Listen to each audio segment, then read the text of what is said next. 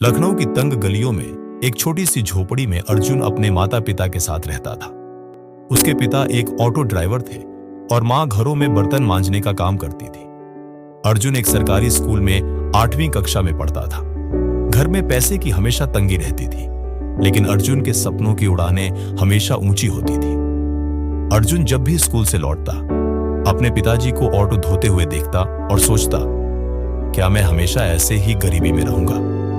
पर उसकी मां हमेशा कहती, बेटा, सोच बड़ी होनी चाहिए, हालात नहीं, मेहनत करोगे तो भगवान भी साथ देगा। एक दिन स्कूल में एक साइंस एग्जीबिशन की घोषणा हुई। बच्चों को कहा गया कि उन्हें एक नवाचार इनोवेशन प्रोजेक्ट तैयार करना है। विजेता को राज्य स्तर पर प्रतियोगिता में भाग लेने का मौका मिलेगा। अर्जुन के मन में एक विचार आया, क्यों ना मैं ऐसा उपकरण बनाऊं जो ऑटो ड्राइवरों की मदद करे। उसका सपना था कि वह अपने पिताजी जैसे लोगों की जिंदगी आसान बनाए। पर जब वह घर लौटा और प्रोजेक्ट के लिए कुछ सामान मांगा, उसके पिताजी नाराज हो गए।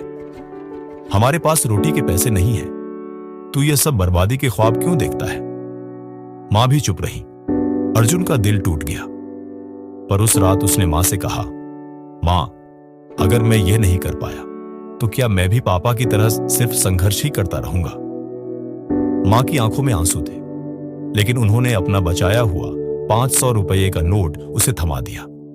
जा बेटा, सपने खरीद ले। अर्जुन की स्कूल की विज्ञान शिक्षिका सीमा मैडम ने उसकी सोच और समर्पण देखकर उसकी मदद करने का निश्चय किया।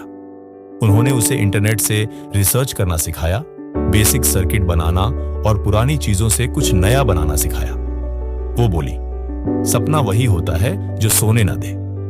अर्जुन हर दिन स्कूल के बाद साइंस लैब में रुकता, कबाड़ से सामान जोड़ता।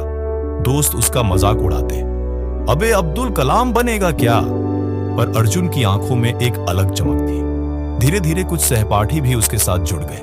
किसी ने पुराने वायर दिए, किसी ने सोल्डरिंग मशीन। टीम बन गई और अर्जुन बन गया लीडर। प्रोजेक्ट का दिन आ गया।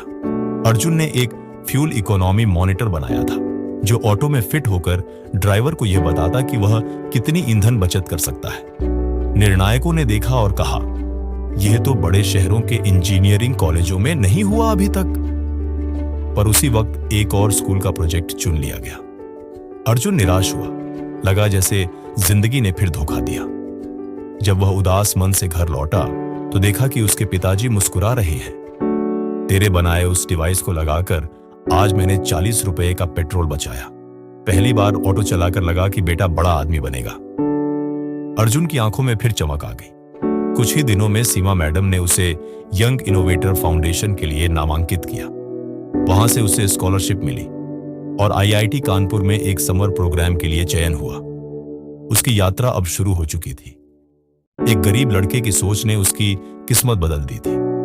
कुछ सालों बाद वही अर्जुन एक सफल टेक स्टार्टअप का संस्थापक बना, जिसने लो इनकम वर्कर्स के लिए तकनीकी समाधान बनाए। उसने अपने जैसे कई बच्चों के लिए एक फंड शुरू किया।